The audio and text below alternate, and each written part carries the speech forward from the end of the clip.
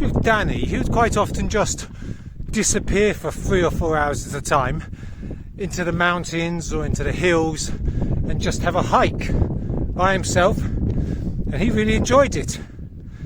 It's not something that I usually do. I thought that probably such places might be a bit boring as well. So that's why I brought you guys with me today to keep me company. I've just spotted the first place of interest. Some of you guys might remember that. It is of course the abandoned hotel that I had a little tour around. The problem with such places is that they can often be very windy, and the wind's not much fun, to be honest, but what can you do? In Osh, the hill is right in the city centre.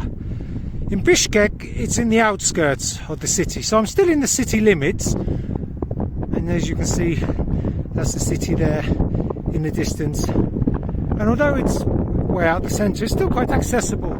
Yesterday, out of boredom really, I did 50 squats. Seemed like a good idea at the time, but now I'm regretting that, because climbing hills with aching legs is not fun. That's actually quite nice, because I've got a bit of a sweat and I've got a bit hot, and this is a nice way of cooling down.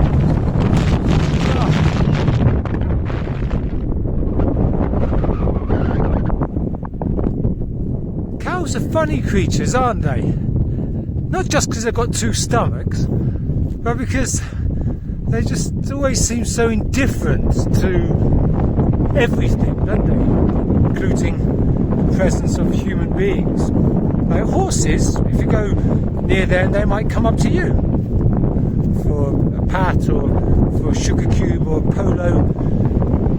But cows, they just take no notice of anyone or anything.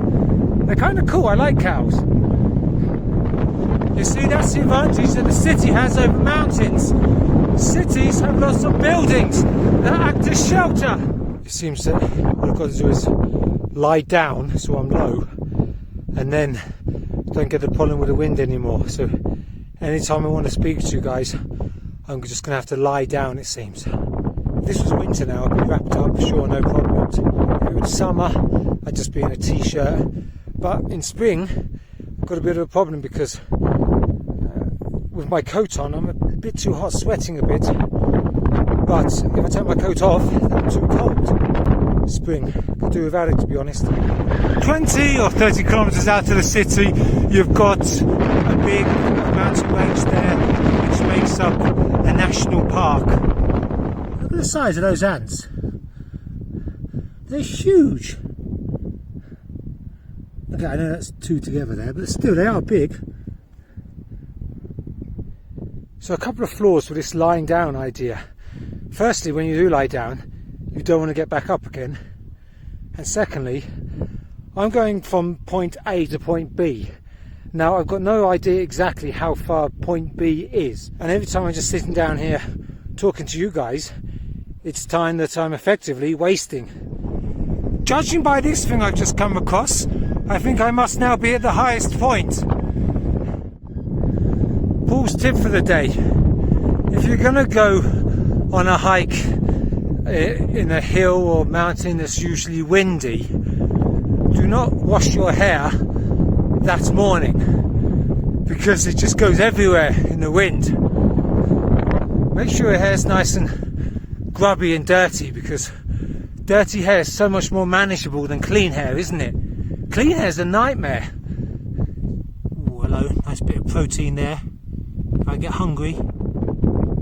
So now I'm kind of out of the wind, I can finally just enjoy the nature and enjoy the silence, because silence these days is a very rare commodity. There's only 3 places you can get silence. One is on the moon, second one is underwater, and the third one is in mountains. Just one lone little flower there. seems like a little spot out of the wind. Let's go over sit down there, shall we? Luckily I did have the good sense to bring a little bag with me. So I brought some water, which is kind of good because I've been sweating quite a lot actually, what with the coat and what with the little bag. Now the bag's not heavy, but I'm not really used to carrying a bag. If I asked you what's the greatest ever invention, you'd probably say sliced bread, but I dispute that.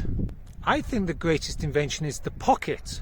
You can put everything in there and then you don't need to carry a bag. So I mean, especially us guys, you know, just stick everything in our pockets, no need to carry a bag, then you don't get a sweaty back. I'm not saying a pocket's better than electricity or an aeroplane or something, but small invention, I'd choose pocket over sliced bread any day.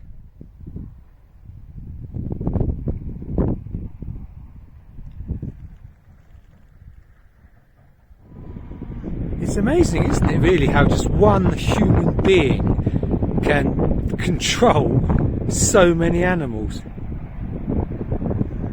In fairness, he does have a couple of dogs with him as well, so that probably helps. It's an ingenious concept, really, isn't it? If you want to round up the animals, instead of just doing all the hard work yourself, just get another animal to round up the animals. Save yourself a lot of work.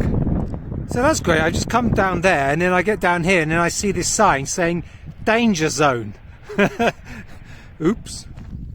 Okay, so I just about finished the trek now. Took a couple of hours and I should be getting to a little village in a minute where I can get a minibus back to the city.